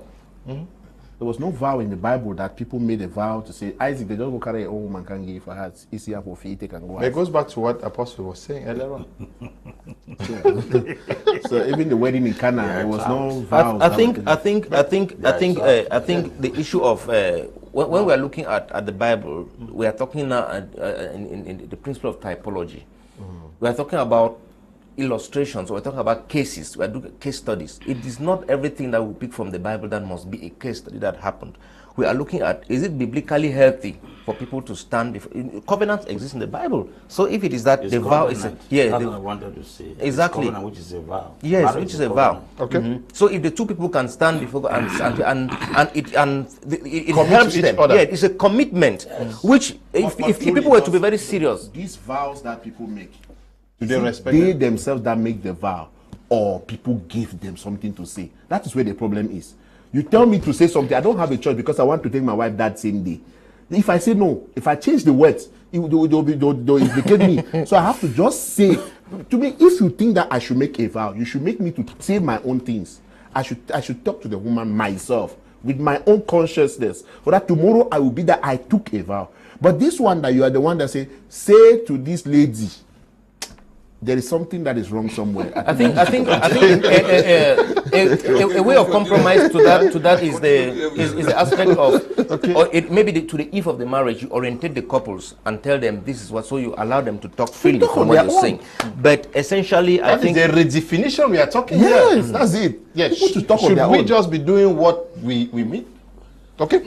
Greetings to you, people in the studio. Above religious issues, I see that if the couples are in different religions, let them have a mutual relationship. Each follows his or her church, but I suggest that the wife must follow the husband's religion. By Bobuin Adrian, writing from Yaoundé. Good evening, Mr. Leo. What about the situation refusing you a membership because you people do not have a marriage certificate? Okay. Greetings, Mr. Leo. I am Pastor Ilangwe Greg from Wotutu. Good discussions there. All the panelists are good. Special greetings to my classmate and my alumni president, Apostle Ambe Valentine. Good evening to you. I like your lesson, how you people, okay? This one says, this goes to the men of God. I believe I am very right by saying all churches will only bless marriages only when the couples present a marriage certificate or confirm that they have done the traditional part of it. That is why we have many celebrations. Okay. Good evening, Mr. Leo. Does it mean that God does not bless a couple who do not make a white wedding after their traditional marriage? That issue of white wedding. Good evening for you guys. I'm called Emil from Tonga. I like the program. This issue of white wedding, is it not also confusing to many persons who think that if I don't do white wedding, I'm not done church wedding? Should people not really be made to understand that what they need after the traditional court is just the blessings? Mr. Leo, that's a confusion. The state is recognized by God. The parents recognized by God. Ephesians 6 says, children, obey your father and your mother, so their days may be long on earth. Which means God recognized the place of father and mother, which is the traditional marriage. He recognized the place of the government. Romans 13, all authorities of the state are positioned by God. The area of blessing a wedding, it's not supposed to be a white wedding. A pastor can come the day that the parents are giving their consent. After that incident, pray for them. Or they can choose after the court, which is recognized by the state. The pastor comes there and pray for them. While they are wearing bashio, African wear, kabao, the most important thing is the words from the pastor's mouth are not falling on the dress. They are falling on the individuals. Those words will remain with the people for the rest of their life, while that wedding gown will be removed that same night. Because nobody dresses with a wedding gown after wedding. It cannot be used in an occasion.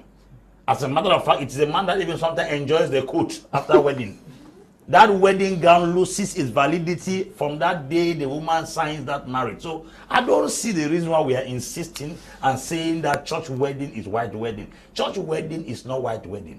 I have seen many people wedded white wedding without a pastor around. They had their fat cake, they had an MC, they danced, entered into the hall, and the MC conducted everything. They cut their cake without any pastor being there. It's to let you understand that we adopted that thing into church. It's not a church thing. There are a lot of things in the European civilization that have been coined into religion, which is not actually religion. That's what I'm trying to point out here. The impression that somebody wearing white in church is holy is not biblical. There are people who are sitting as elders in churches who are witches in covens, but they are wearing white on Sunday. That you are wearing white does not mean you are white in heart. It's some cultures. It is biblical that Jesus will wear his bride who is white, is dressed in white. That is where they take not just say he will wear a church without spot nor wrinkle. That is describing a the white garment. Does not have wrinkle. The That's what I'm saying. It's a white something. That's I think the middle way in this thing. Look, let me tell you something. This thing you talk about white wedding, this extravagant spending, glamorous spending, is done. When they say redefining, it is built on social status in the society. Yes. And you like it, you like this white wedding. If you are a poor man, you don't do white wedding. Yes. If you are a rich man, you do your white wedding. What is wrong with that? Mr. Look, let me tell you, it's a matter of influence. It's a matter of influence and affluence. We are going to leave this platform. No, you are the one that started talking when I was talking. We have to leave them to clarify the fact that white wedding is not church wedding. That something is incorporated into religion. What I really want our televiewers to understand, many sisters are worried, brothers are worried by what they are writing to me.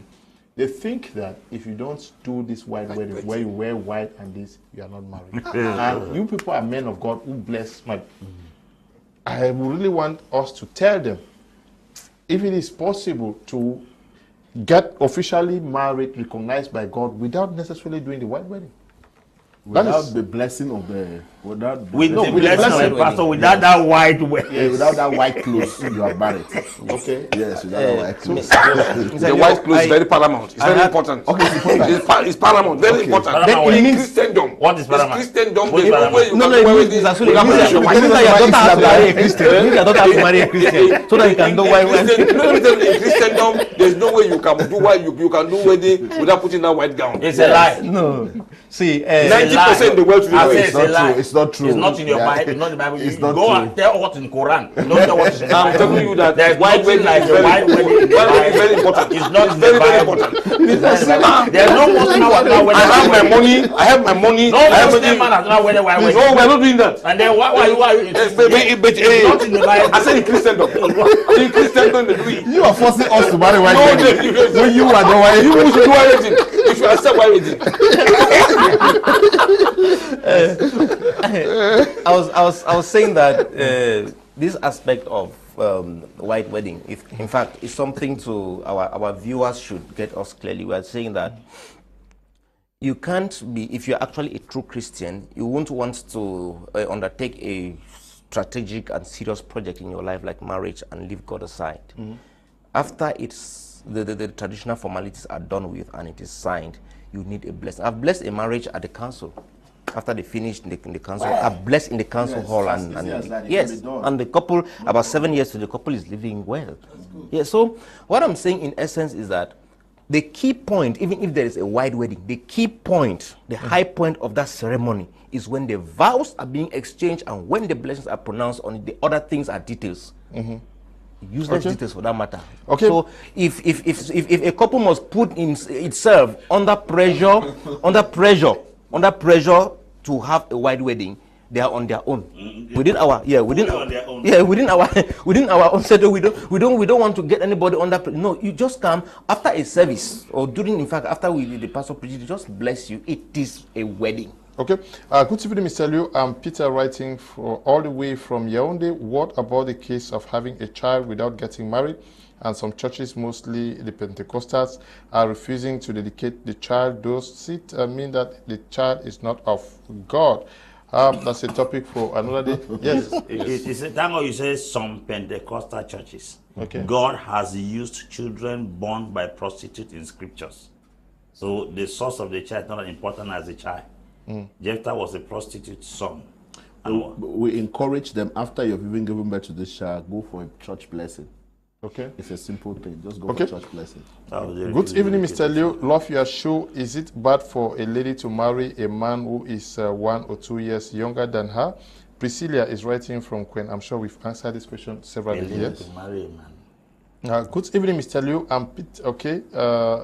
Does it mean that the child is not from God? That question has been answered already. Good evening to all the men of God and to you, Mr. Liu. I think if the couples have their money to do all, let them do it. I think it's the white dress that gives the swag of the wedding. B is writing from Bamenda, of course. Bobwin Adrian, I wish to ask that why is it that this issue of wedding in church comes with some complications, like the wife don't give birth, the issue of wedding ring, which is not mentioned in the Bible. I don't understand. Okay. Good evening, Mr. Leo. My name is Ndake John Paul Indop. I love your topic. Thank you very much. Greetings, Mr. Leo. Love your show. Is it bad for a lady to marry a man who is not of his age? Okay. Good evening, Mr. Leo. I think if two couples are of different religion, the woman should follow the man's religion. Anita is writing from Ambe. This one says, what if a Muslim man wants to marry a Christian woman? Does the Muslim man too changes to the Christian too? No. Okay, he says no. So the woman will also have to change. Brother Leo, I bless God for you and the panelists. Right on. I'm Pastor Fon. Writing, good evening to you, Pastor Fon. I'll take 2 more messages and then we call it day. Good evening, Mr. Leo. Greetings to all of you in the studio. I am Mr. Elvis from Douala. I really agree with Apostle Ambe's point of view about this issue. God bless you. Okay. So becoming difficult to read. Yes.